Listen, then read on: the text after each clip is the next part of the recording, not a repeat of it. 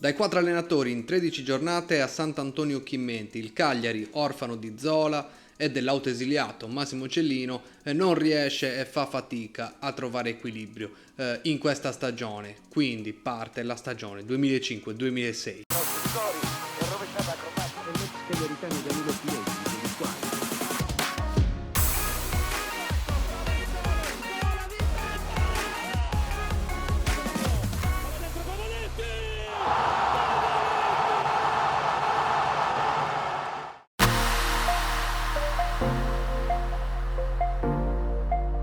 Ci eravamo lasciati con Arrigoni che aveva fretta di che cosa? Fra poco ve lo dico, e con Massimo Cellino che aveva iniziato a fare i conti e aveva notato che si apprestava a iniziare il suo 13° anno di presidenza in rossoblu. 13 ovviamente è un numero da abolire se fosse per il presidente Cellino, che infatti abbandona tra virgolette la nave perché si trasferisce a Miami prendendosi un anno sabbatico a suo dire, accampando anche diverse scuse, lasciando quindi la società nelle mani di Bruno Ghirardi e del vicepresidente Sergio Vacca. La fretta di Arrigoni del campionato precedente è la fretta di sciogliere il contratto entro la fine di giugno, quindi prima della sua scadenza naturale. Questo perché gli è arrivata la proposta del Torino e vuole a tutti i costi trasferirsi, e questo sarà importante per quello che accadrà nella seconda giornata di campionato e tra poco lo vedremo. Quindi la società orfana di Massimo Cellino deve adoperarsi anche per trovare un allenatore e questo allenatore viene individuato nel nome di Davide Ballardini, allenatore giovane, mai stato in Serie A, ma che ha ben figurato nella stagione precedente alla San Benedettese in Serie C1. Il problema è che anche Davide Ballardini ha dei problemi di contratto con la San Benedettese, contratto dal cui non riesce a liberarsi nell'immediato, quindi il Cagliari, dopo aver avuto l'abbandono da parte di Daniele Arrigoni e i problemi relativi a Davide Ballardini, deve cercare un terzo allenatore, e questo terzo allenatore sarà Attilio Tesser, che nella stagione precedente era in forza alla Triestina, con cui ha fatto comunque un'ottima stagione. Quindi con Attilio Tesser al timone il mercato viene impostato, diciamo, per le esigenze di questo nuovo allenatore. Le partenze saranno diverse, molti giocatori andranno via. Intanto il problema principale nel calciomercato è trovare un adeguato sostituto di Gianfranco Zola, che non ha rinnovato il contratto col Cagliari, molto probabilmente per il comportamento di Cellino nella stagione precedente, con cui ovviamente poi quando si è parlato di rinnovo non si è riuscito a trovare l'accordo per fare un'altra stagione con il fantasista di Oliena. Oltre a lui partiranno anche Iezzo, che andrà al Napoli, partirà anche l'altro portiere Brunner, che andrà alla Lucchese, andranno via anche i difensori Maltagliati, che andrà allo Spezia, Rocco Sabato, che andrà al Catania, Simone Loria, che andrà all'Atalanta, Brambilla, che andrà al Mantova, Del Nevo e Albino, che andranno entrambi alla Triestina, e Alvarez, che andrà alla Roma. Per quanto riguarda l'attacco invece andrà via Rolando Bianchi in cerca di più spazio, che si accaserà alla Regina. A seguito di tutte queste partenze il Cagliari tapperà questi buchi con gli arrivi di Campagnolo come secondo portiere, che arriverà dalla Triestina. Il primo portiere sarà individuato inizialmente in Fabian Carini, l'anno precedente all'Inter, e nello scorso episodio abbiamo visto come ha subito la punizione di Zola in Coppa Italia. Arriverà anche Canini, difensore centrale, giovane difensore centrale dalla San Benedettese, insieme a lui Joe Bizera dal Peñarol, un terzino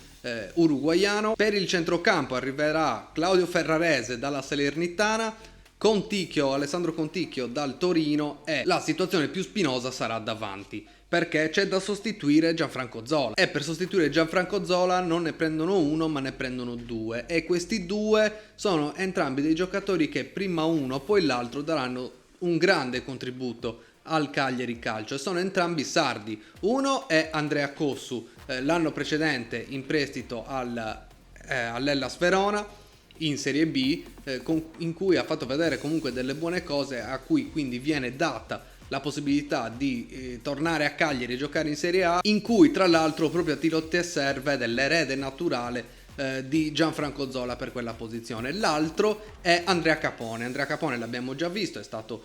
in campo nel Cagliari del 2002-2003 e del 2003-2004. Capone che poi alla fine si rivelerà quello più utilizzato tra i due. Oltre a Andrea Cossu e Andrea Capone ci sarà anche Cocco, un giovane della Primavera, sempre sardo, che farà il suo esordio in Serie A e le sue prime apparizioni in Serie A. Nel frattempo, tra gli illeciti sportivi del Genoa che la condannano alla Serie C1, le inadempienze finanziarie del Torino e del Perugia che le condannano alla Serie B, in Serie A viene promosso l'Empoli dalla Serie B, riammesso e quindi ripescato l'Ascoli dalla retrocessione e viene ammessa la squadra che ha disputato lo spareggio dei playoff, sarebbero agli odierni playoff lo spareggio per salire in Serie A, che sarà il Treviso alla sua prima apparizione nel massimo campionato. Oltre a queste situazioni qui verrà fuori anche un rumor sui media tramite i giornali di una presunta indagine che la procura di Torino sta portando avanti sul calcio, e su questo ne torneremo più avanti. Con questo clima scoppiettante quindi parte il campionato 2005-2006 e Massimo Cellino non si vuole perdere l'esordio in campionato del Cagliari. Esordio del campionato del Cagliari che sarà a Siena. La partita Siena-Cagliari inizia come era iniziata praticamente la partita Cagliari-Bologna della stagione precedente alla prima giornata del campionato. Infatti dopo soli 9 minuti il Cagliari è già in vantaggio con un gol di Mauro Esposito, che sembra molto propenso a ripetere le grandi prestazioni dell'anno precedente. Il problema è che poi come la partita va avanti, prima un calcio di rigore realizzato da Enrico Chiesa e poi un tiro decisamente non irresistibile dello stesso Chiesa nel secondo tempo, complice anche una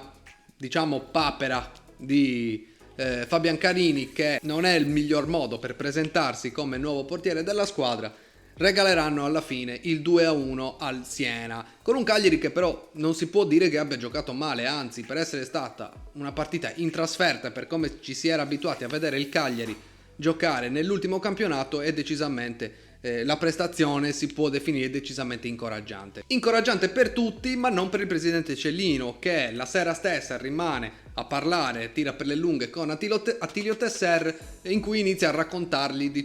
tutti i suoi esoneri precedenti degli altri allenatori e i motivi per cui sono stati esonerati, lasciando però, Tesser abbastanza terrorizzato e sulle spine per quanto sarebbe potuto accadere durante la settimana. Neanche il tempo di farsi una sana dormita che il mattino dopo gli arriva una telefonata indirettamente, perché sarà un suo conoscente a fargli questa telefonata, in cui gli viene comunicato, tra virgolette, che lui non sarà più l'allenatore del Cagliari. A proposito di poi queste decisioni, ci sarà prima una conferenza stampa di Ghilardi, che cercherà un po', ci metterà alla faccia lui per Massimo Cellino per la decisione presa, e poi ci sarà anche comunque le dichiarazioni di Attilio Tesser, a cui sicuramente non gli si può dar torto, ma lascio a loro le parole. La difficoltà di individuare in questi momenti qual è la scelta migliore sono determinanti. Credo che Cellino in quel particolare momento, nel momento in cui ha ritenuto che ciò che ha visto, ciò che in qualche modo ha preso, o comunque le valutazioni che lui ha fatto relativamente al complesso della conduzione tecnica non fossero di sua soddisfazione. No, c'è il dispiacere, come dicevo prima, di aver lavorato bene con giocatori che hanno dato una mano. Peccato che all'interno del gruppo così di lavoro, non dei giocatori, del gruppo di lavoro nostro, ci siano delle persone che secondo me non dovrebbero essere nello sport, perché uno sport è lealtà, è correttezza, e delle persone ho trovato a Cagliari, questo mi dispiace dire, nel Cagliari, non particolarmente corrette. Quindi dopo l'esonero di Attilio Tesser bisogna correre ai ripari e cercare un nuovo allenatore per la partita successiva, che sarà in casa e sarà contro la Lazio. Si richiama Daniele Arrigoni, quell'allenatore che aveva avuto tutta questa fretta di sciogliere il contratto col Cagliari per andare al Torino che però è fallito, e quindi Arrigoni è rimasto senza contratto. Ovviamente agli sconfolds e ai tifosi questo non va per niente bene, perché un allenatore che è stato lanciato nel grande calcio dal Cagliari e poi ha avuto tutta questa fretta di andare via per poi ritrovarsi senza squadra e essere richiamato ad allenare poi il Cagliari dopo questo, tra virgolette, tradimento, ovviamente lascia molto più di qualche perplessità. E infatti ad Asseminello ci sarà un'incursione degli ultra del Cagliari che spingeranno l'allenatore a dare le dimissioni. Infatti, dopo la partita, che tra l'altro il Cagliari riesce a pareggiare per 1-1 contro la Lazio, in cui Carini ci mette di nuovo del suo, viene esonerato anche Daniele Arrigoni. Quindi, terza giornata, il Cagliari si ritrova di nuovo a dover cercare un nuovo allenatore. E questa volta è riuscito a liberarsi dal contratto con la San Benedettese Davide Ballardini, che era il primo candidato a sedersi sulla panchina del Cagliari. Davide Ballardini che finalmente riuscirà a sedersi sulla panchina del Cagliari, ma nelle 8 partite in cui si siederà sulla panchina del Cagliari riuscirà a ottenere soltanto 4 pareggi e 4 sconfitte. Quindi il Cagliari si trova alla 11ª giornata, alla fine dell'11ª giornata, con soli 5 punti in classifica e all'ultimo posto. Ovviamente scatta l'esonero anche per Davide Ballardini. Quindi stavolta, per andare sul sicuro, richiama un altro allenatore che addirittura era stato esonerato qualche anno prima ancora di iniziare la stagione. Stiamo parlando di un allenatore che nel 2002-2003 verrà sostituito da Giampiero Ventura, e quindi Nedo Sonetti. Nedo Sonetti che fortunatamente, a posteri direi, si decide di accettare e sedersi sulla panchina del Cagliari, un Cagliari che è ancora intanto a secco di vittorie e non riesce a far girare più la squadra come girava l'anno precedente con le intuizioni di Gianfranco Zola. Quindi Nedo Sonetti prende un Cagliari decisamente amareggiato e decisamente scarico e riesce gradualmente a rivalorizzarlo, perché a parte la prima giornata in cui si va a Reggio Calabria contro la Regina e si perde per 3-1 con i gol di Amoruso, di Ciccio Cozza, l'ex Ciccio Cozza, e di Paredes, però il segnale è che il Cagliari non sia più così arrendevole nelle partite, perché al 67esimo minuto Abbegon, già con la squadra sotto di 2 gol, riuscirà a accorciare le distanze. Basta un'altra giornata perché il Cagliari riesca a centrare la sua prima vittoria in campionato, che sarà contro la Sampdoria per 2-0 con una doppietta di Suazo che inizia, diciamo, la sua scalata verso i suoi 22 gol stagionali finali. Il segnale che la squadra si sta ricompattando e sta iniziando a girare nel modo giusto lo si ha alla trasferta successiva, quindi si va a Palermo per Palermo-Cagliari. Il Palermo al primo tempo, nel giro di 3 minuti tra il 20esimo e il 22esimo minuto, va sul doppio vantaggio con i gol di Caracciolo e di Machinwa, ma nell'ultima mezz'ora con Conti e Bega il Cagliari riesce a strappare un importantissimo pareggio. Nella giornata successiva si andrà a Torino in trasferta, nella trasferta consecutiva, siamo nel periodo delle 2 trasferte consecutive, siamo alla 15ª giornata, si andrà a Torino a giocare contro la Juventus, perderemo per 4-0 senza appello. Senza niente da dire, ma quando si perde con la Juventus e specialmente in trasferta non gli si può dire niente. Al Cagliari non viene mai contestato questo. Nella giornata successiva il Cagliari appare ancora più convincente, perché nel giro di 20 minuti, prima con l'autorete di Christian Del Grosso, che poi vestirà anche la maglia del Cagliari, e con il gol di Suazo riesce già a portarsi sul doppio vantaggio contro l'Ascoli, che poi riuscirà al 55esimo circa, quindi a inizio secondo tempo, a accorciare le distanze con Biso, ma non basterà per poi raddrizzare la partita con il Cagliari che riuscirà a vincere quella partita. In quell'Ascoli ci sarà un giocatore che poi vestirà la maglia del Cagliari, che ha origini sarde, che in quella partita sfornerà anche l'assist e qualche buona conclusione dalla distanza. Stiamo parlando di Michele Fini, che poi approderà a Cagliari. Dopo la sconfitta a Parma per 1-0 con gol di Corradi, il Cagliari riesce a battere anche abbastanza a sorpresa l'Udinese, che in quel periodo è una grandissima squadra.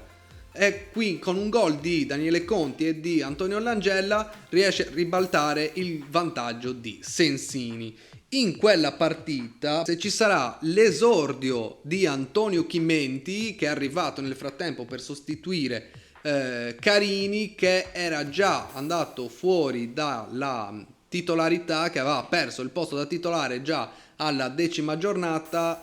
con Campagnolo che stava nel frattempo proteggendo i pali della porta rossoblù senza, diciamo, demeritare, perché Campagnolo in quello stralcio di stagione prima dell'arrivo di Antonio Chimenti, diciamo che ha fatto vedere decisamente le cose abbastanza buone. Oltre a Chimenti, in quella partita esordirà anche in Serie A Andrea Cocco. Quindi in tutto questo il Cagliari arriva alla fine del girone d'andata con la partita con l'Inter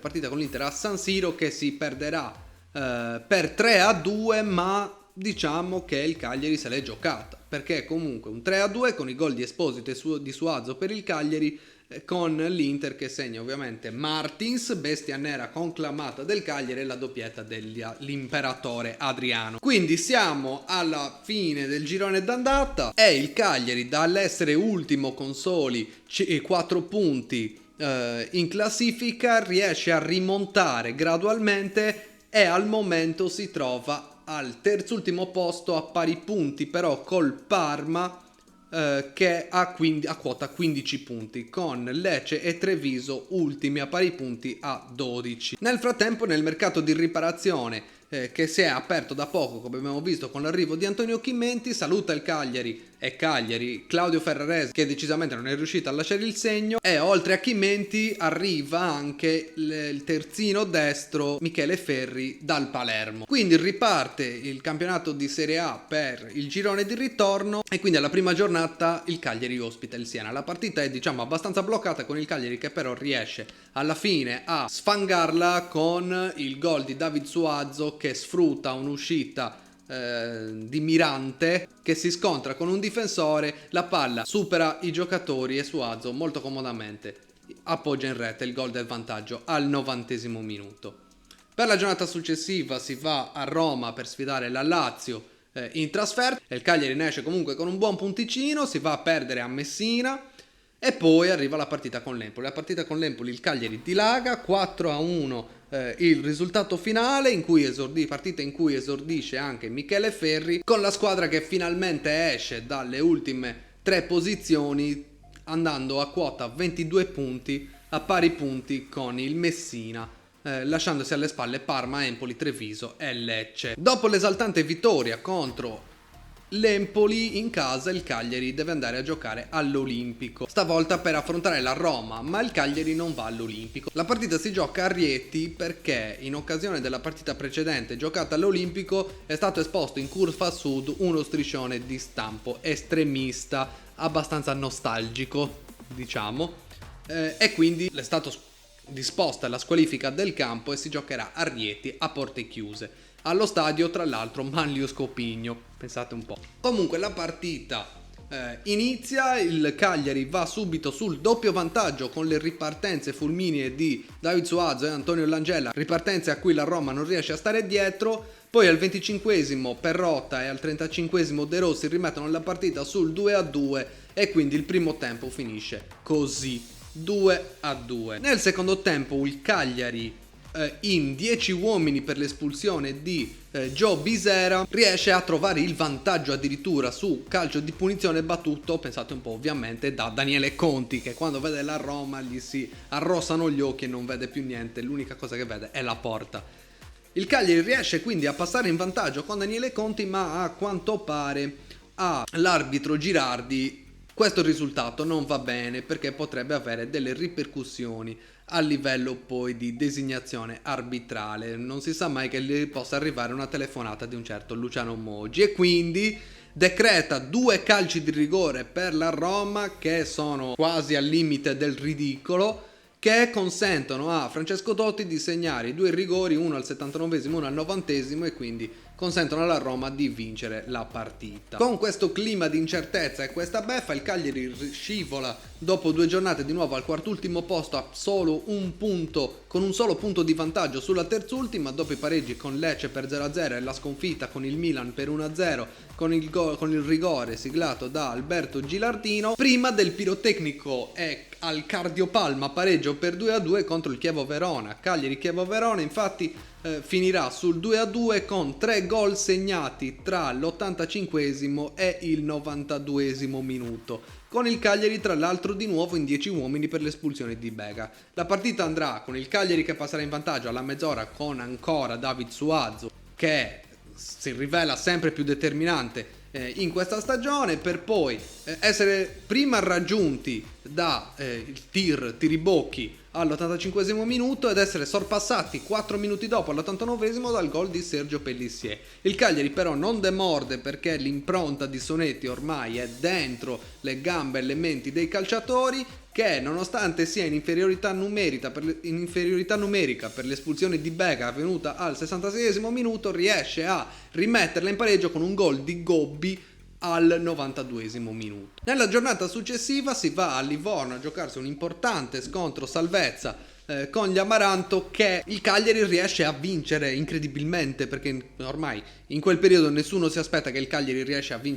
a vincere in trasferta, anzi quando si pareggia è già tanto. Ed è l'ambizione di quel periodo, l'ambizione è che quando il Cagliari gioca in trasferta riesca a pareggiare. Invece il Cagliari riesce a vincere, infatti, con un gol, una grandissima discesa di Massimo Gobbi, che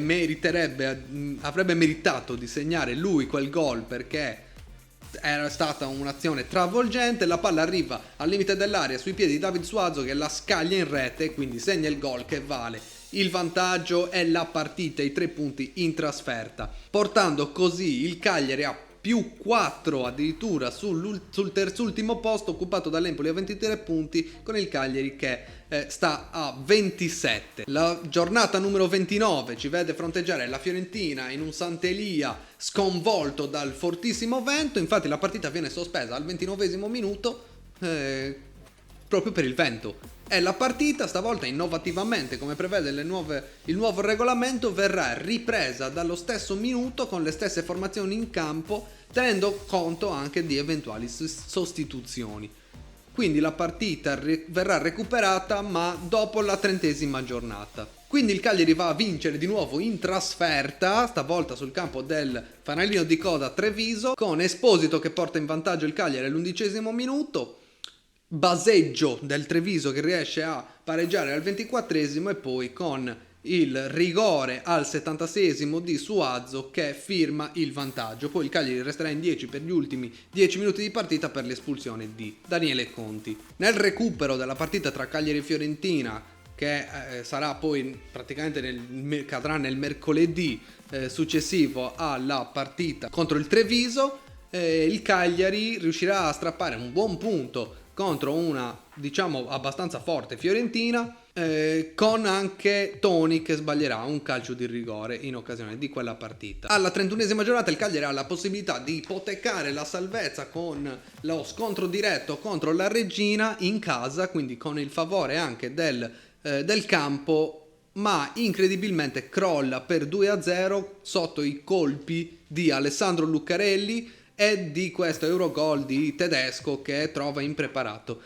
Antonio Chimenti. Quindi il Cagliari perde, diciamo, il primo treno per la salvezza, ma vedremo che poi riuscirà a rimettersi e a meritarsi sul campo la salvezza, perché dopo i pareggi per 1-1 con Sampdoria e Palermo, col Palermo che la partita praticamente era quasi in ghiaccio, però Di Michele al 90esimo decide di non regalarci la gioia dei 3 punti, si arriva alla 34esima giornata con una partita che è forse la più famosa anche di quel campionato, che è stata la stessa più famosa del campionato precedente, ed è Cagliari-Juventus. Ora, piccola premessa su Cagliari-Juventus. Sono già venute fuori, a questo punto della stagione, alcune indiscrezioni che riguardano proprio intercettazioni telefoniche che riguardano la Gea World, la Gea Group, Luciano Moggi, le telefonate riferite però alla stagione 2004-2005. Quindi diciamo che Moggi, Giraudo, Bettega, il mondo, le intercettazioni con gli arbitri eccetera stanno iniziando a venire fuori, quindi i primi rumors e i primi sospetti nei confronti della Juventus sono già diciamo alla portata di tutti. Nella partita tra Cagliari e Juventus si rivede uno stralcio di Langella a Rohudottu, perché su un ottimo lancio che libera Langella proprio sulla sinistra riesce a scappare, entrare in area, trovarsi a tu per tu con Buffon, ma Zambrotta arriva in scivolata e gli falcia le gambe. Fortunatamente Airoldi non può esimersi dal concedere il calcio di rigore per il Cagliari, essendo comunque a fine primo tempo e avendo tutto il secondo tempo per rimettere in piedi la partita e non subire le ire di Moggi, Giraudo, Bettega e tutto il mondo corrotto di quella stagione. Suazo si presenta sul dischetto e ovviamente realizza il gol del vantaggio per il Cagliari, storico gol del vantaggio, con la partita che diciamo continua a mettersi bene, perché la squadra va a riposo, ha tutto il tempo per organizzarsi per proteggere il pareggio. Ovviamente la Juventus rientra in campo molto più agguerrita di prima, e fino al 59esimo minuto, quando questa entrata di Conti ai danni di Zambrotta viene sanzionato con un calcio di rigore. E io sinceramente per questa situazione lascerei la parola a Bruno Corda. La rimessa in gioco di Camoranesi per Zambrotta, parte il traversone in area di rigore, c'è l'intervento incredibile, un rigore contro il Cagliari, c'è da mettergli le mani addosso a questo qui, vergogna, incredibile, un intervento di Daniele Conti d'anticipo di testa che poi certamente franava anche sull'avversario, una vergogna storica, amici sportivi della Durina, una vergogna da non rivedere sui campi di calcio di rigore al 12° minuto della ripresa in favore della Juventus, è una vergogna storica, vergogna Iroldi, vergognati, incredibile, guardate, ci stiamo guardando tutti qua, roba da non credere quello che ha fatto, vediamo il segnaline, si porta, forse è stato proprio il segnaline a indicare a questo scadente arbitro, vogliamo essere generosi e educati,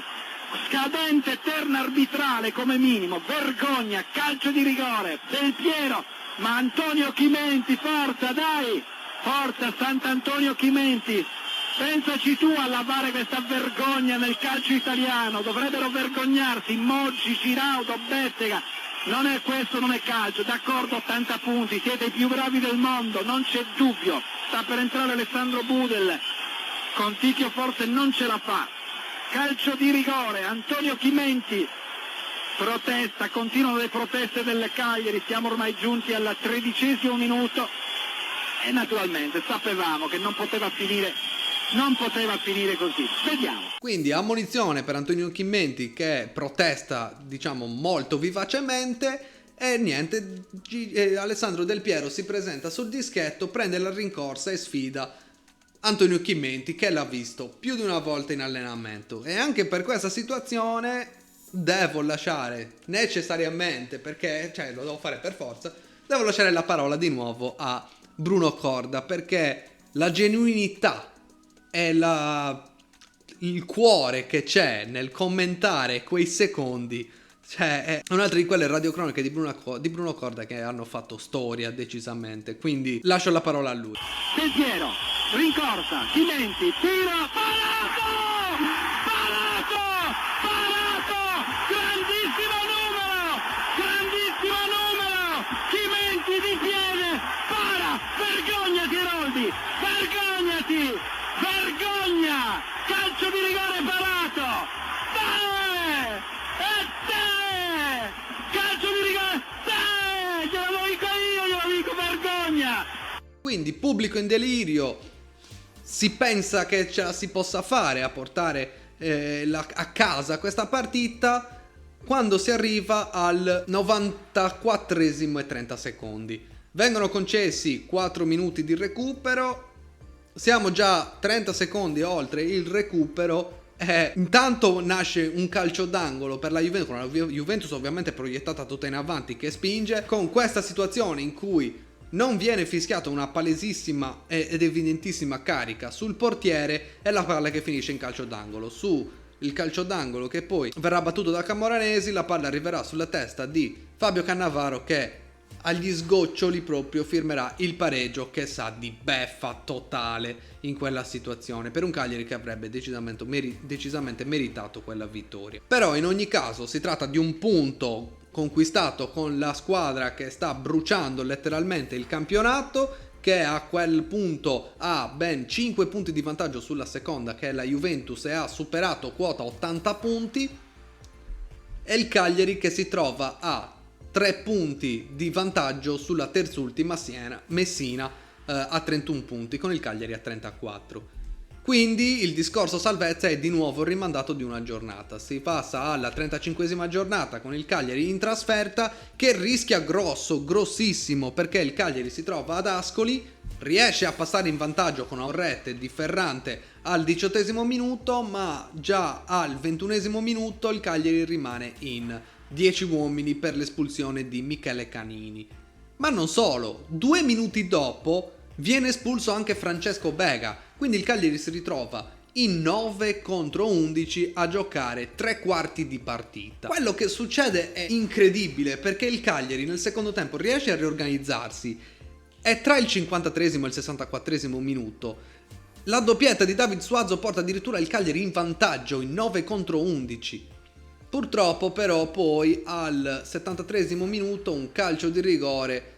per fallo di Lopez verrà concesso al Ascoli, che riuscirà a pareggiare per 2-2 con il rigore realizzato da Domizzi. All'89esimo verrà poi dimezzata la disparità numerica con l'espulsione di Cristiano, ma la partita finirà per 2-2 e direi anche meno male, perché per come si era messa il Cagliari rischiava anche di prendere una bella scoppola. In ogni caso con questo pareggio il Cagliari riesce ad allungare di un punto sul Messina, che è terzultimo e rimane a 31 punti, e quindi potrebbe, con l'incastro di due risultati, del risultato del Messina e del risultato del Cagliari, potrebbe guadagnarsi la salvezza già alla terzultima giornata. E questo avviene perché il Cagliari riesce a vincere per 3-1 in casa contro il Parma, con i gol di Capone, Suazo su calcio di rigore e di Mauro Esposito. Per il Parma segnerà l'ex Bernardo Corradi,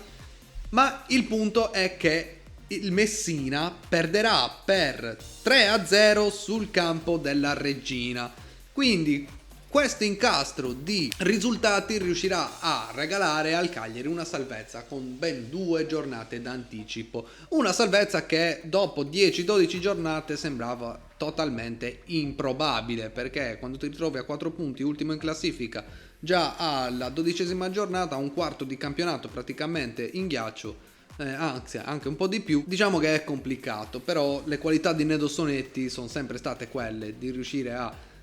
motivare un gruppo spento. Le ultime 2 partite di campionato serviranno ormai per la statistica, serviranno per prendere 2 gol dall'Udinese in trasferta e poi per andarci a giocare l'ultima giornata con l'Inter, una passerella diciamo di seconde linee, con la partita che finirà sul 2-2 con i gol di Capone e Suazo per il Cagliari e Cruz e Santiago Solari per l'Inter. Succederà tutto nel primo tempo e poi la partita finirà così. Poi a questo punto del campionato sappiamo che cosa succede, perché scoppia definitivamente il caso Calciopoli, finisce in tribunale, la Juventus verrà retrocessa in Serie B con 19 punti di penalizzazione per l'anno successivo. Il Milan e Fiorentina Fiorentina e Lazio se la caveranno con dei punti di penalizzazione, ma riusciranno a rimanere in Serie A. E poi ci saranno anche le altre 2 squadre con Arezzo e Reggina che avranno anche loro delle ripercussioni sui campionati successivi. Quindi il Cagliari riesce a salvarsi, Esposito e Langella non riescono a confermarsi per andare al mondiale del 2006, ma direi che va bene così, perché il mondiale del 2006 poi l'abbiamo vinto. E diciamo che le più grandi sorprese di quella stagione, oltre ai 22 gol di David Suazo che hanno trascinato decisamente il Cagliari alla salvezza, si possono notare per quella stagione l'inserimento ormai totale di Francesco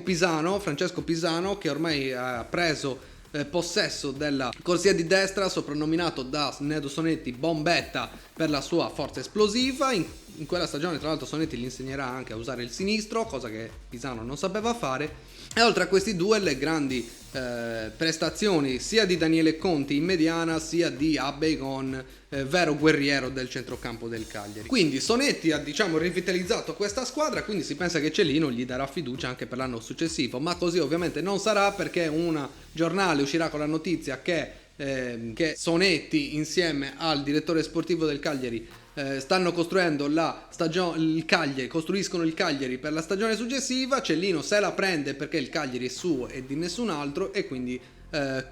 non rinnova il contratto a Nedo Sonetti, quindi si andrà incontro a un'altra stagione con un nuovo allenatore. Quindi questa stagione 2005-2006 si chiude così, poco da dire per questa stagione, tra l'altro, non lo so, oltre alle grandi vicende, è una stagione che rimane, per quello che è successo, è rimasta un po' oscurata da quello che poi è avvenuto dopo, tutto il caso Calciopoli e tutto quello che riguarda il mondiale del 2006. La stagione in sé non è rimasta molto impressa, almeno tolti la storia dei 4 allenatori. E niente, quindi noi ci vediamo nei prossimi giorni. Grazie per avermi seguito. Se il video ti è piaciuto, metti un mi piace, condividilo, iscriviti al canale, attiva la campanella così ti arrivano notifiche ogni volta che ti arriva ogni volta che esce un nuovo video. Io chiudo il video qua. Ci vediamo al prossimo episodio con la stagione 2006-2007 con la parziale rifondazione del Cagliari. Quindi grazie.